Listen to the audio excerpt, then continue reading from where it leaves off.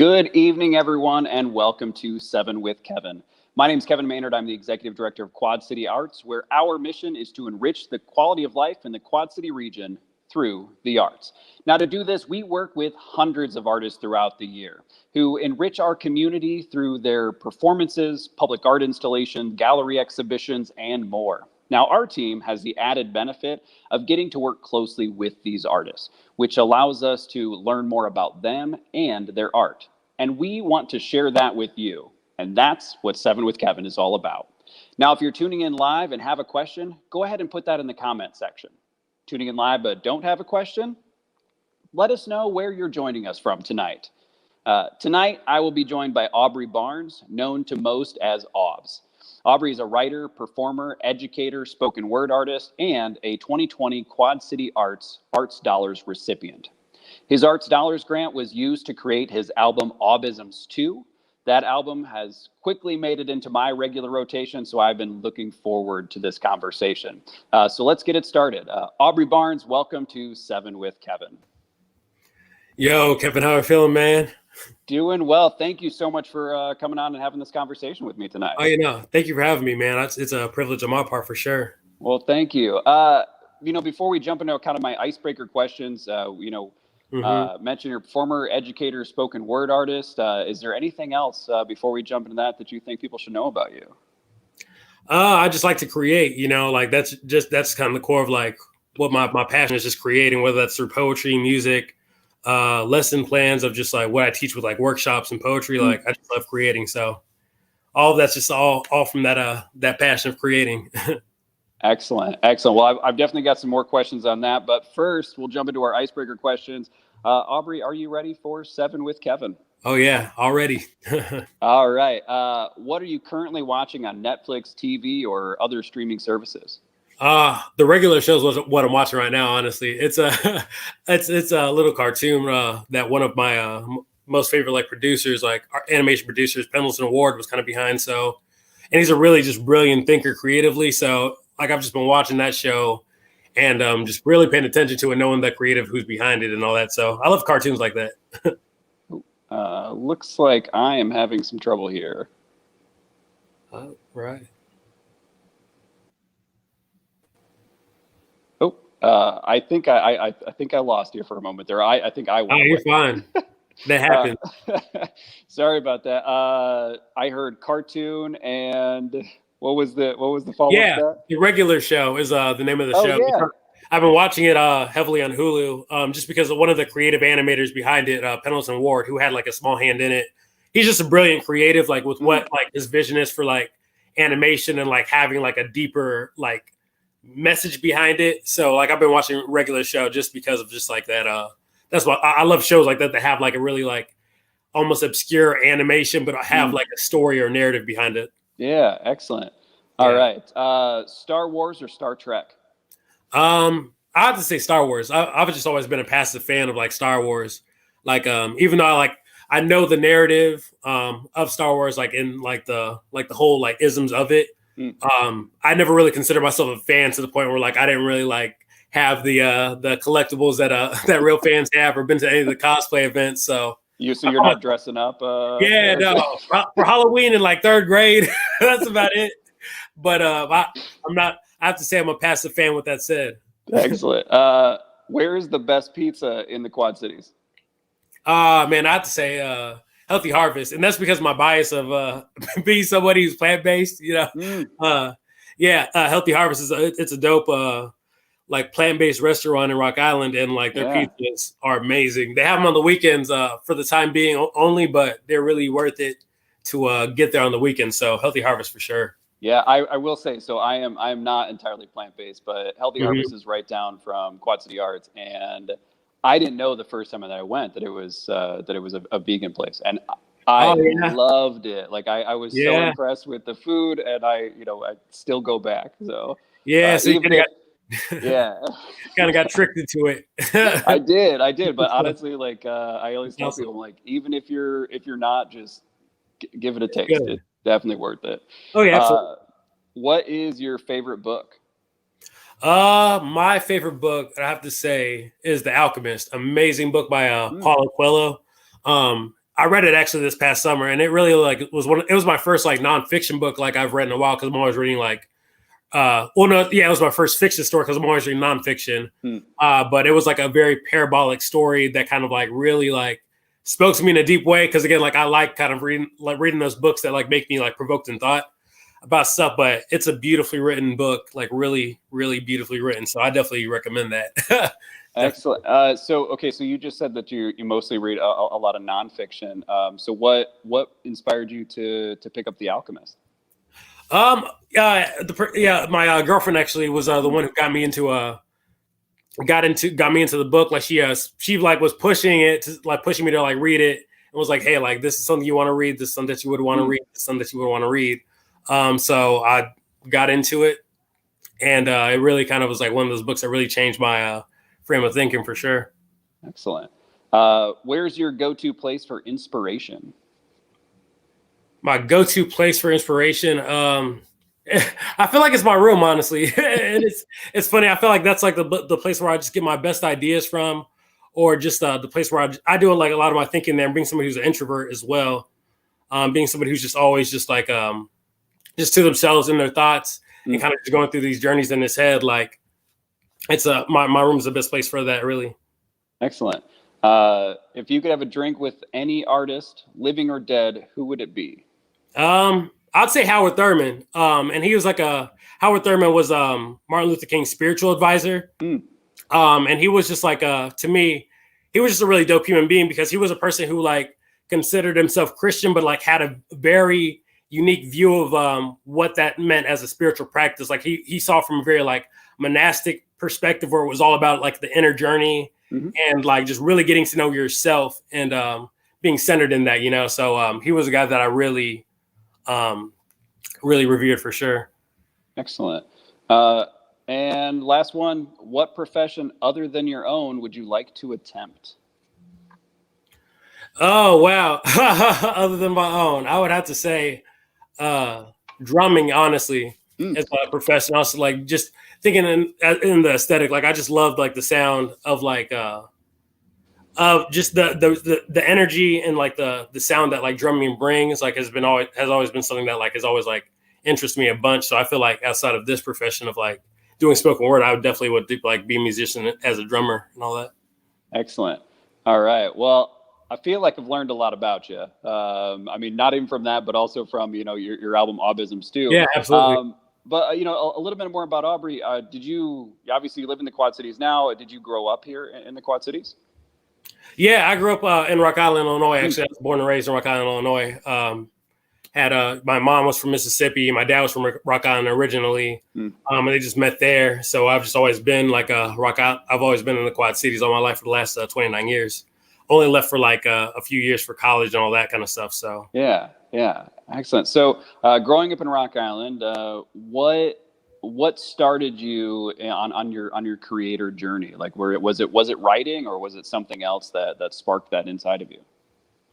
It was honestly, it's funny because I tell people, like, I feel like sometimes I kind of feel like this fish out of water kind of person, because when it comes to like the art that I do, poetry and like spoken word, I wasn't necessarily like inspired by poetry in like the sense that people think. Like I wasn't like really into like Edgar Allan Poe or like like traditional writers as such that are like talented writers, but they never really spoke to me.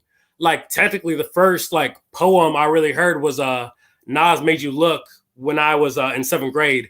And like, I kind of had this very unique household kind of ism where I didn't really listen to music outside of the gospel with my parents. So I didn't know rap existed till I was like in junior high and heard Made You Look. And I was like, holy crap, what is this? This is amazing. And like, it was just art that I just listened to over and over and over and over and over. And I would even like freestyle to myself, try to copy what like was being said. But I never really had the courage to like rap. Like really like rap, because I always had like a very low self-esteem, and being an introvert, that talking piece wasn't there. So I just always wrote poetry to myself. So poetry writing has always been there for me ever since junior high. It was always just like a passive thing that I did when I like had feelings I couldn't explain, had narratives that I thought were like interesting as well. And just using writing as that kind of is that ism to myself. But I liked writing. I was passionate about writing to a point where I majored in creative writing my freshman year of college, but I dropped out of that because my parents kind of like had that ism of like, you know what, this is like, we're glad you're chasing your passion, but you're not going to make much out of this. So I jumped to education for as if I was going to make more from that, you know. So I think art was always there, and it wasn't until like my early 20s when I was like exposed to spoken word poetry, where I kind of just had that like passion poetry kind of reappear for me, and even on a bigger level this time because I had this art called performance poetry that wasn't rap, but it was poetry, and I wrote poetry, you know. Yeah. So can you explain like what exactly is the difference between spoken word and rap? Like what yeah. What's that difference? As one of my homies would say it, my homie Chris, he would say it's just the page and the stage, really. The difference between the page and the stage. Like poetry usually has the intent of like just staying on the page, being read by somebody, being felt through just like seeing that art. And through spoken word, I feel like it's art that is like created with the intentions of like performing this on a stage in front of people. So like the art just looks different as opposed to like what it's gonna look like on a page. Because where you would like maybe use like a lot of imagery on the page, on the stage, you'd probably use like wordplay, like multiple rhyme schemes, double entendres and stuff like that. Something that's like audibly pleasing to like the listener. Excellent. So as far as so you mentioned that you've got your kind of your first taste for spoken word and poetry through rap. Besides Nas, like what other artists were you listening to that helped fuel that fire in you?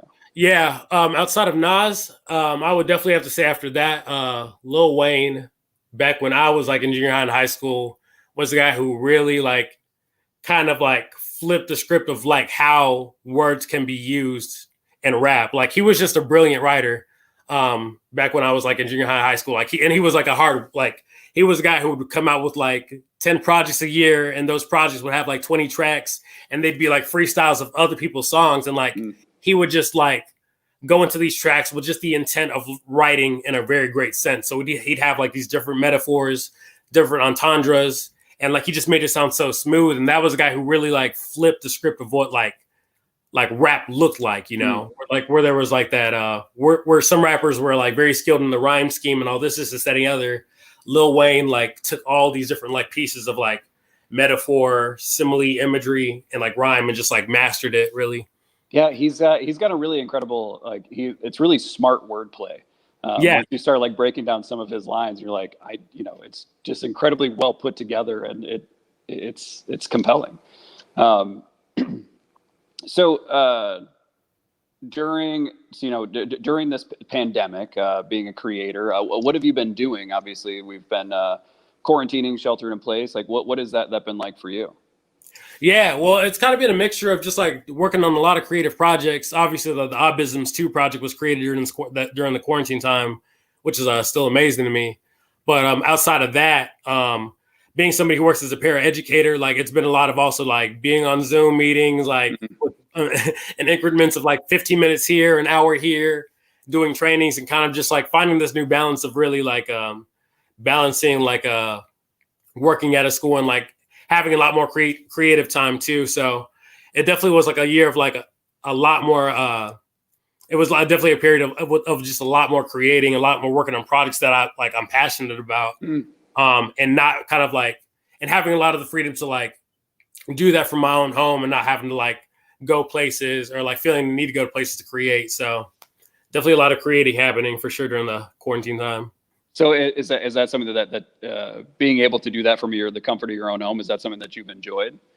Oh yeah, absolutely. I think just because like in my home setting is a place where I'm just with myself, worrying about my thoughts, and just really like present with them. I think like me being somebody who's always like a people watcher, and also just like like very introverted as well, like being outside and like being like at a coffee shop and writing is kind of a distraction because I'm worrying about myself, worrying about the people around me, worrying about like the person who just came in who knows me and wants to talk at the table with me, you know. So for me, just being able to just be in my own space, being in my own home, definitely like brought a different creative energy, honestly, one that was like almost more focused, really. Yeah, definitely. So let's talk about the album, Aubizms II. How would you describe that album to someone?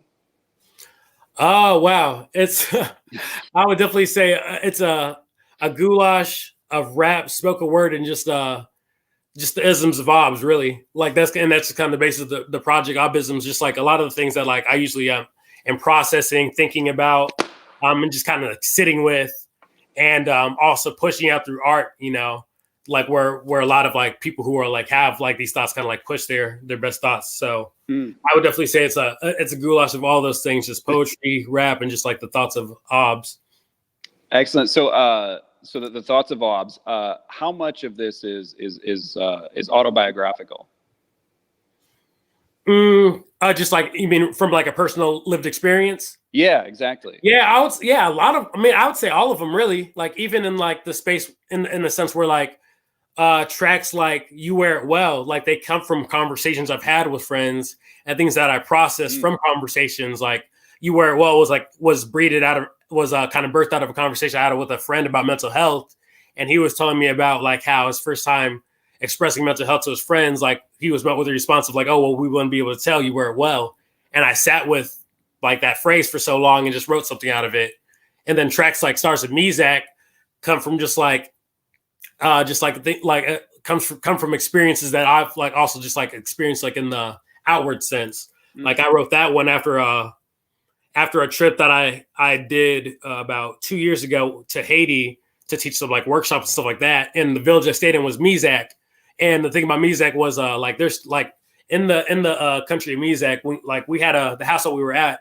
There's a rooftop that we always laid on, and like when you saw the stars, they were just like bright, like vibrant, and just like you could really see them, and it was crazy. And it like but for me, like that was just kind of like a symbolism of just like the conversations I've been having in Mizak with people who like practiced Christian faith, but also practiced voodoo. Where to us, like as Westerners, we would see that as like a contradiction or something that couldn't be held in tension together. And yeah, like that piece was kind of birthed out of like that lived experience. So I would say all the pieces, like in a sense, are like autobiographical, where like they're something that I've processed, something that I've seen, something that I've like lived for sure. Yeah, the reason I ask is because I've listened to this album multiple times at this point, and I feel like every new listen, I'm learning something new about you, almost to the sense where, like it feels like you and I have had multiple conversations, and I've just almost known you at a sort of a vulnerable level. So what is that like? I mean, putting yourself out there on the page or in the album like that. Yeah, I mean, I would say it used to be scary, but like I think I did it because of that scary feeling of knowing that it was something that I had to like overcome. Just because like for me, being more vulnerable in my art has kind of like been my kind of inadvertent practice of like being okay, being vulnerable, because like, again, like there's a track on mental health and Black boys on Aubizms II as well. And that track kind of like was out of like my personal narrative of like being somebody who's like not just Black, but not just Black, but male. Like you kind of are met with this like force coming from all these different ways of saying like, you got to be hard, you got to be tough, you got to be to yourself, like, because it's dangerous out there on whatever side you try to take. So I think like having that narrative, it's always made me somebody who's like been shut off with my emotions, and like there's still stuff that I'm working on, obviously, but I feel like art has kind of been that thing where I kind of have used it to kind of challenge myself of like putting myself out there, putting my like stuff out there, whether it's good, bad, ugly, whether it will make me feel shame later and kind of like face that shame, I think that it's something that's healthy for me because it creates a sense of bravery in me, in a sense of just being able to like put that out there and like not and being able to like not let those things like however people take it, not let it like depict your character, depict who you are. Like it's kind of been like a healing thing for me, and something that's kind of like allowed me to like be more brave almost. Yeah, that was kind of going to be my next question. If it was almost like lifting a weight off your shoulders, like being able to express that and put that into words. Yeah. The track I believe you're talking about is called "Don't Be a Bitch," and it is it's heavy at times. Like there's parts in that track that is deeply personal. And that's one of those moments where I was like, I felt like I was connecting with you on a very like almost an intimate level, just being like, this is something that, you know, not a lot of people would put out there openly. Do you, obviously you just said that you do that a little bit for almost the catharsis of being able to release that, but is any of that to educate people and just let people know?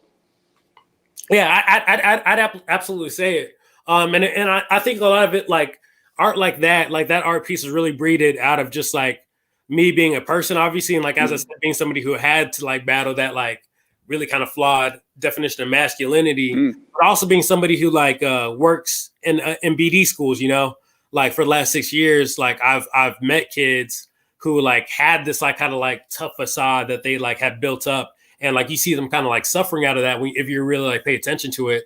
Also, people, there's a story I have from when I worked at a junior high as a paraeducator with a BD classroom. And there's a student at the time who was just like super pent up. This young black student, just pent up, angry. He was just looking like he needed to get something out, but he would always do it by like fighting, cussing, and all this.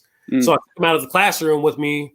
And we went to this room and I told him, I was like, hey, bro, just break anything you want in this room. Just I know you need to get it out. Like, we'll clean it up and you're going to help me clean it up. It's like, because you got to learn that responsibility. You break things, you got to clean it up too. Teachable moments, you know? But I was like, I'm not going to be I'm not going to like get in your way of that, you know? So like, I let this kid break some stuff, do this, that, and the other for about 20 minutes. And after, like, he was kind of done.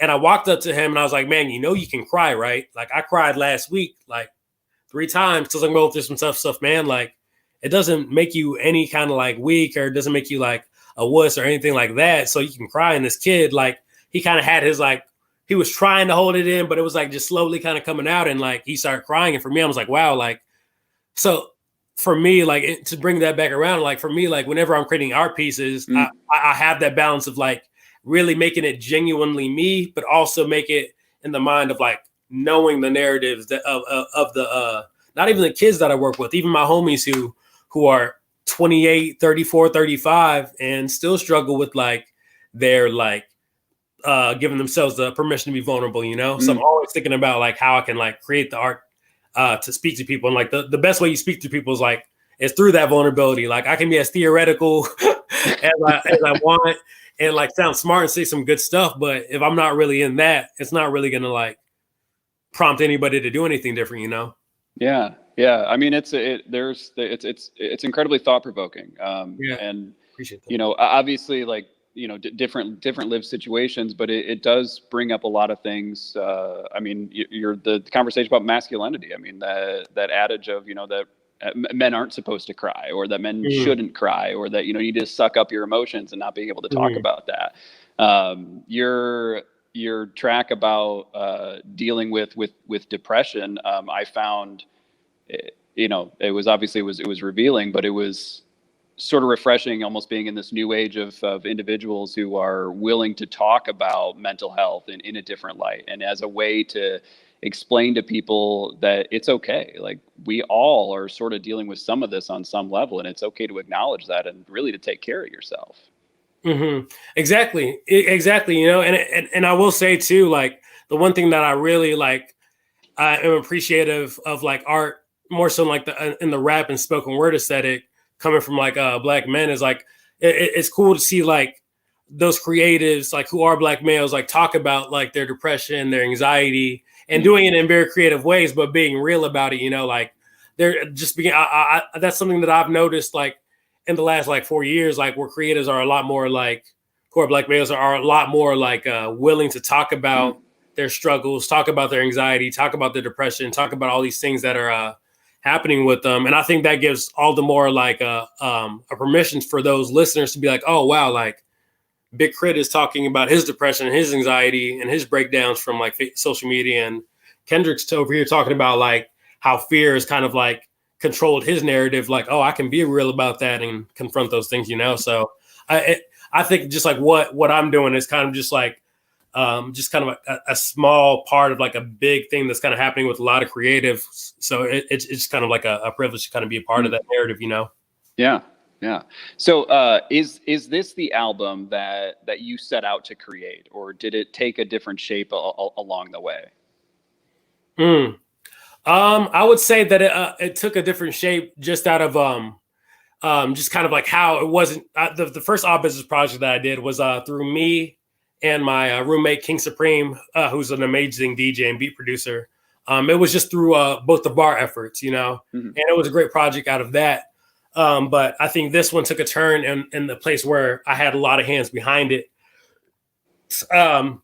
Just really having a lot of hands behind it and having a lot of visions behind it made it very different, and kind of like allowed me to kind of like know what that collaborative energy kind of looks like in a different way, because I had beat producers like Wes, like Fantana, like I said, like King Supreme.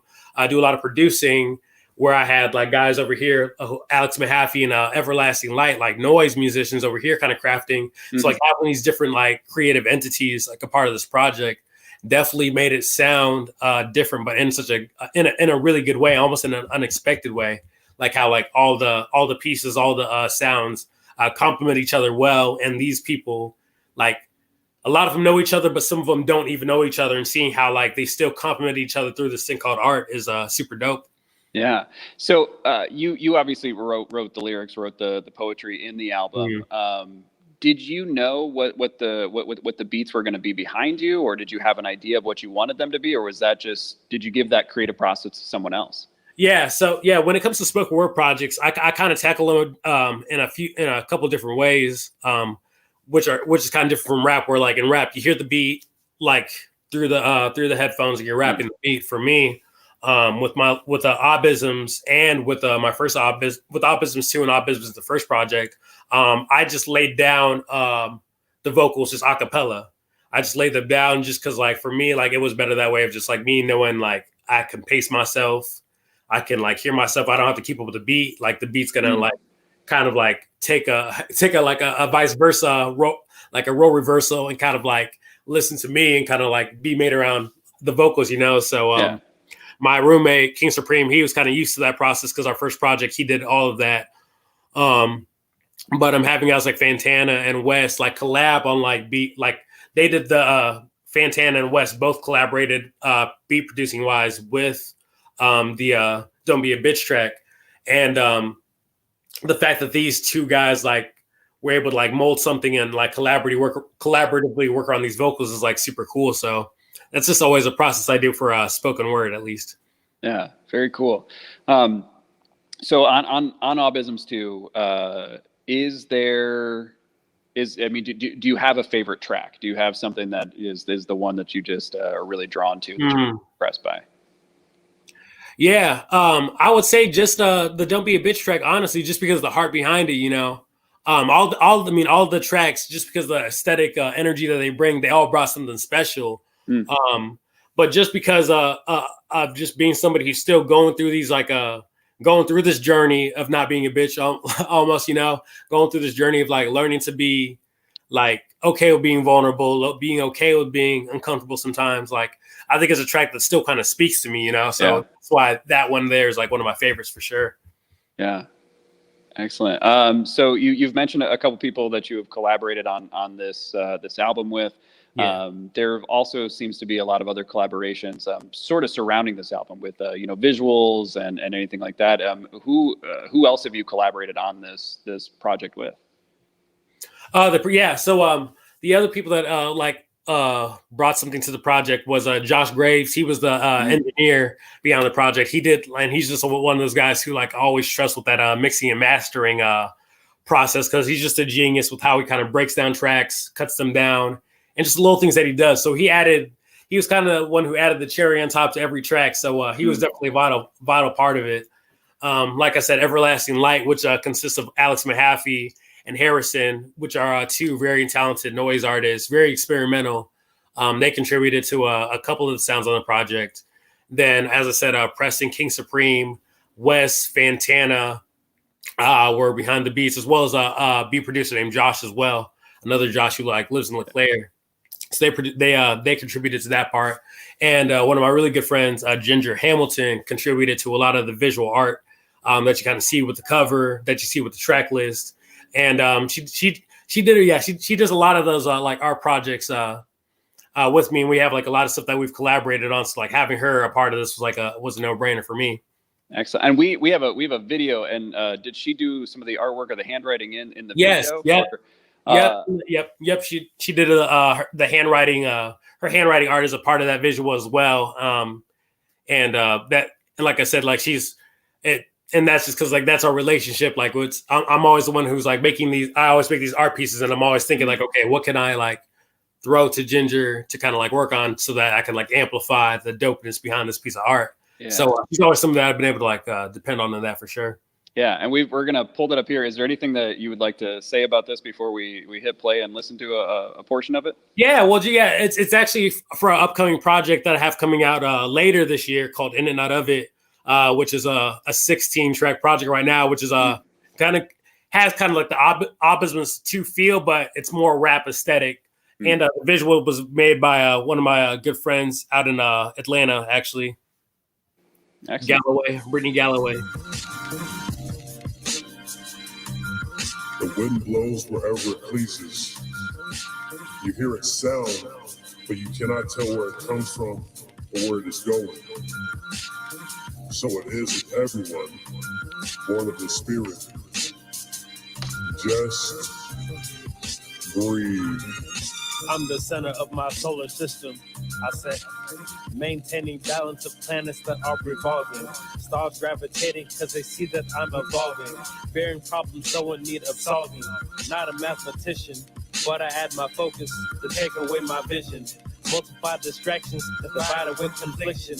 Rarely making time for myself. I know that it's bad for my health. Should not put their products on my shelf and my stores be backed up. I'm the one creating my bad luck. I need to breathe. Try to make it habit to find order in the chaos. But I break my Sabbath for the grind that I stay on. Emptied out of life. So I speak with death like a seance. Have no time to be on knees praying. I be on beats laying.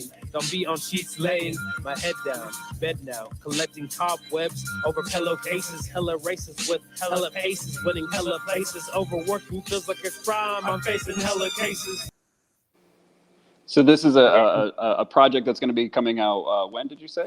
Yeah, it's going to be coming out in the fall. Actually, on my birthday is when I plan on dropping it, September 18th, which is pretty like monumental there because it's a project I've been working on for the last 2 years with a lot of hands behind it as well. So like being able to get that like project that's been around for so long to kind of just be out there is exciting. But that's one of the singles on the project. Excellent. So when you sit down to do some of these projects or these albums, I mean, do you typically is it coming from things that you've already created, or do you identify like a theme, or is there what's that process like for you? Yeah, it usually kind of it just comes from like I said, just being somebody who's an introvert, and like a majority of my conversations are just in my head. Like whenever I'm writing something, it's something that I've already been pondering or thinking about a lot. So like it kind of already comes out like in kind of the natural sense of like I know what I want to say, and I kind of let that be my first process of just like getting those words out. Not really like if I can get bars in and like the whole like the poetic devices on there while I can, like I will do it. But that first process is just getting those ideas out, and then I go over it, kind of just add everything else like art wise to it. So when it comes to like the writing process, it's easy from the sense of like I know what I want to write because like I've already been kind of like sitting with these ideas. Like it'll be maybe like a beat that I'm here. Like there's homies who I have that like will make beats, and like I'll listen to them and they'll spark a certain conversation I had in my head. I'm like, okay, like this is perfect for that because the tone of this feels like this and it feels like this, and this conversation kind of has the same feel of this beat, you know. So excellent. That actually leads kind of nicely into kind of this advice section of this. You said that the writing part is kind of easy for you. I have to imagine that it's easy for you now because this is a muscle that you've been flexing. And so what advice would you have for somebody that wants to start writing or wants to start doing poetry? Yeah. I think the most important one is like the most simplest one, man. Honestly, it's just like to just do it. I know like with the art, I know when I first looked at kind of the art of spoken word, it was kind of like it was something that was like familiar, but also intimidating to a point where like the first thing I wrote, like I wrote through like so many, I think I wasted about 15 pages of paper just writing the first like 6-8 bars of this poem because I was just overthinking the art because I wanted to sound like somebody over here who's been doing it for 15, 20 years, as opposed to just being like, hey, like this is the Aubrey who's just not doing it. Like, don't put these like roadblocks in front of you. Like, just be present with it now and just write, you know? Because I think when you find that when you get past that hurdle of just getting past the writing part and just doing it and not being like holding yourself to like this standard or that standard or getting caught in that comparison trap, like the whole kind of like polishing and like getting better and better at it will come. But like just that fact of just like jumping off the proverbial diving board, that's all it is, I think. So just starting it and doing it and not overthinking it, really. Excellent. Do you, I mean, is there, you know, like a good starting point for, obviously you said like, just keep doing it.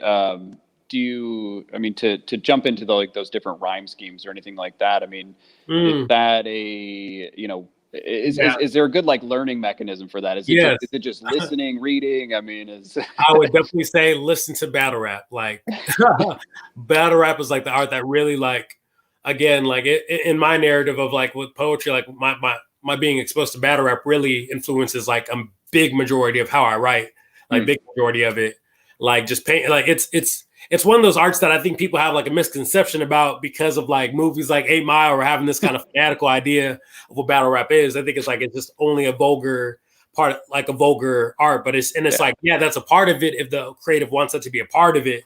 But for the most part, even with those artists, they're very clever with how they think about like literary devices, even creating their own literary devices, like the literary device of rewind, where you like say something back that you said that has two different meanings, you know? Like that's something that you don't really like pick up from like traditional poetry. So like, I think watching the art of battle rap and really like paying attention to what's being said, like how words are being said, like that was a big learning curve for me for sure.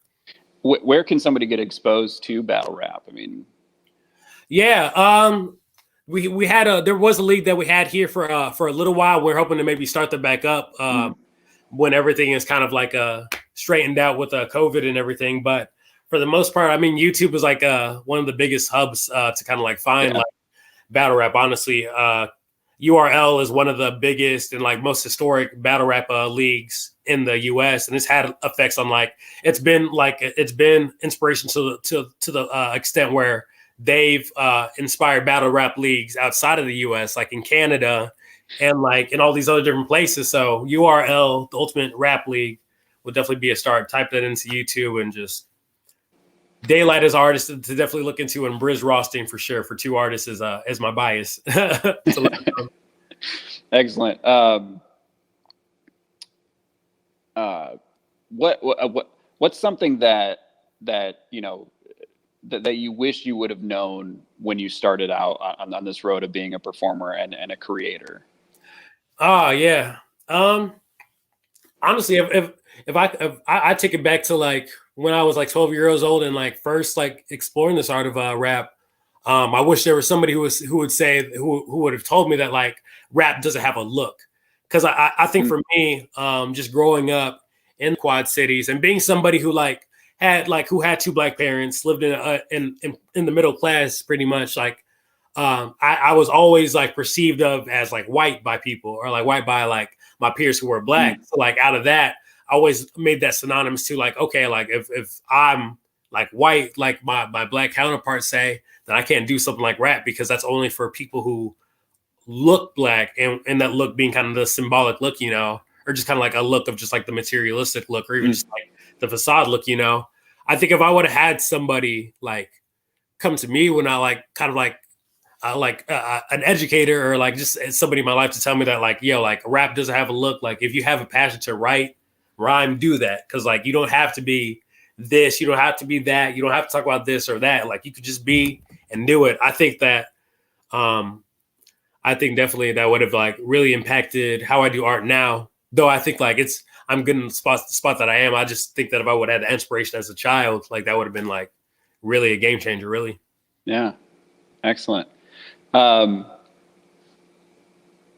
Aubrey, is there anything else that you would like to add before we go? Is there anything that you want to tell people, where they can check you out? Do you have upcoming shows, those kind of things?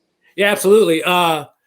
When it comes to social media, Instagram is just the biggest place where you can reach me. Poetic Aubs, POETICAUBS. I'm only on Facebook if I have to be. I probably won't comment you or message you back.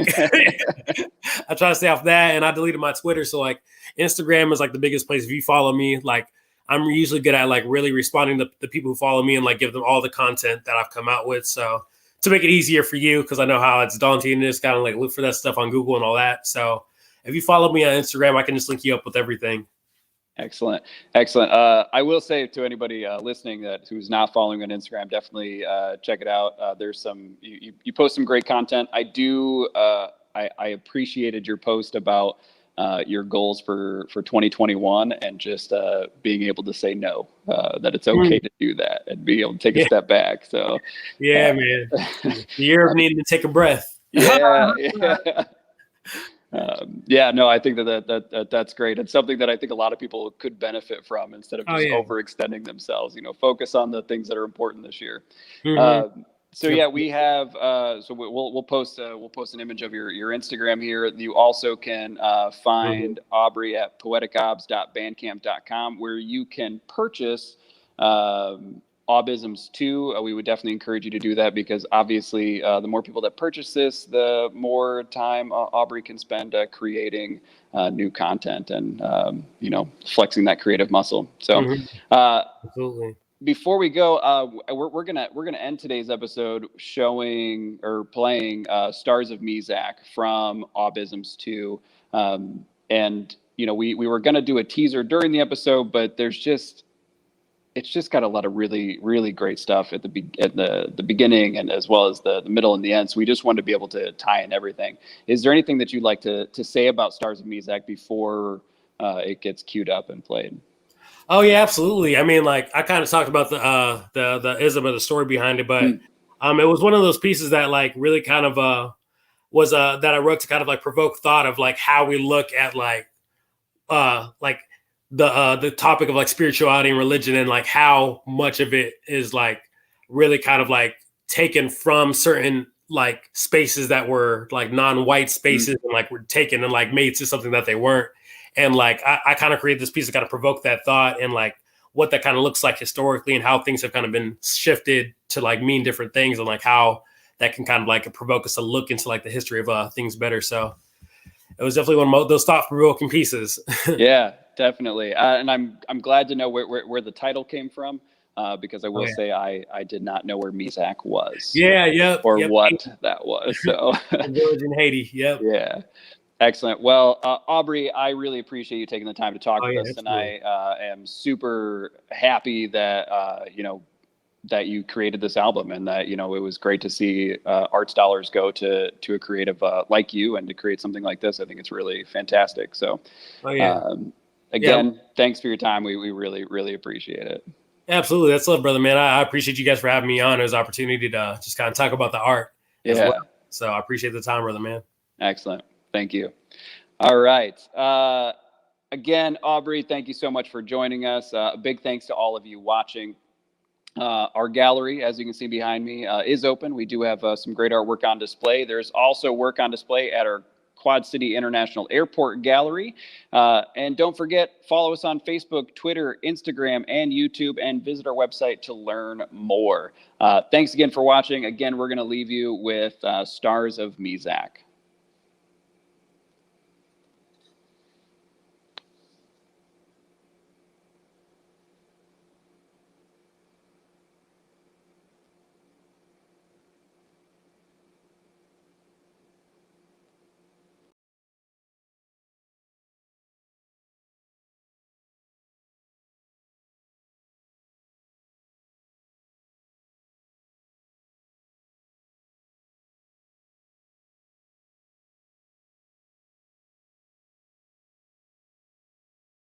To be offensive, but you've heard of slavery, right?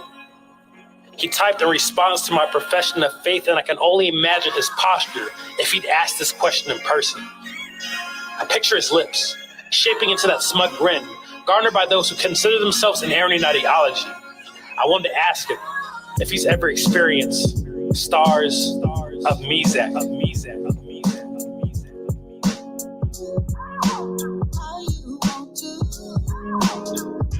Our western skies be too diluted by streetlights and smog to see beauty universe be unveiling before us. My ancestors called that universe Yahweh, a name not spoken but breathed, an entity that made change broken and freed Israelites from an oppressive Pharaoh, giving them hope that kept eyes on sparrows. When hearts fell ill to disease of discouragement, when poverty and classism clawed at identity, when Pharisees treated non-religious as enemies, when transatlantic traders treated them with enmity, they knew their name was a divinity, bound by spirit and holy affinity. But you say this stupidity, to put such trust in talk of text when there's Eurocentric logic philosophies made by man that make more sense. I mean, we must have heard of slavery, right? Have you seen them stars of Mizek?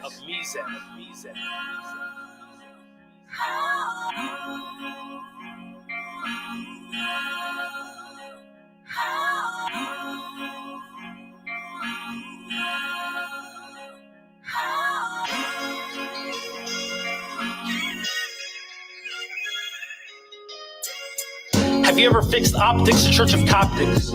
Our western skies be slave Bibles, stripped of stars and planets, eclipsing sun every once in a while to make sure our ancestors ain't absorb any ray of hope. From tearing out every liberating page to painting patriarchs who are brown beige, white man's hands have always mastered art of appropriation. If you've always had the privilege of being seen as creator and never canvas, how can you expect to understand how it feels to be under heavy strokes of a plagiarized picture that illustrates a false narrative without even citing your original source? Critical of culture caused by crusades and Constantine, you cannot fathom a brown-skinned Augustine. The irony. He speaks so passionately about black struggle, yet fasten muzzle over every tongue confessing Christ as Lord, and mock every block-bearing black church that be home of every black man and woman who struggled. Does your logic make you puzzled? The heroes you hold so much regard for be same ones you'd have disregard for? Phyllis Wheatley's poems are proof. Martin Luther King bolstered bravery built between Gandhi and Bible that cost a black body a bullet on balcony from rifle. Many melanated martyrs met identity and altar, and to this you say their intelligence has faltered. Why hold so much nerve to enter into a space suit? Welcome to. You've done all praying hands, you sound like Dylan Roof. Killing joy of joyless, spreading blood over their pews. Your privilege gives you a permanent home. My murder sojourners true. Ignoring fact that fascination with God has made black poets prophets and rappers rabbis. Like Lauryn Hill's heart wasn't in Zion. Like Kanye ain't witnessed Jesus walk. Like Tupac ain't tell G's that heaven was at hand so good kids in mad cities could rest in land. Knowing what happens on earth, stays on earth. Racism, violence, friends carried off in hearse. God is written within our DNA, and to that you let laughter burst. All because you've only heard of slavery, yet don't realize where spirit was birthed. Have you ever tried to look past western skies? Strain pupils pierce past clouds of lies that's been diluted by? It ain't impossible, but convicted to realize that you're an analogy to all whitewashed religion you so aptly critique, and you don't even notice how you stand in opposition and unspoken affiliation with every Eurocentric congregation. You be a rock place parallel to a hard place named piety, both standing so certain and inerrant in their own word, while all other natives are stuck between in a herd. You see, you demonize, they anglicize. You call faith a fairy tale told to deal with trauma. They teach us all literal and design dogma to keep members compliant and call it honor. Ready to damn them if they call God anything other than Father. Both sides create martyrs, but neither has lens to see any farther. Bound by boundaries, built by brain, perplexed by anyone outside them chains. That don't sound like slavery to you. As if you possibly confine yourself to this country's conditioned certainty for so long that you never fathomed the idea of stepping outside to actually see the stars. Never.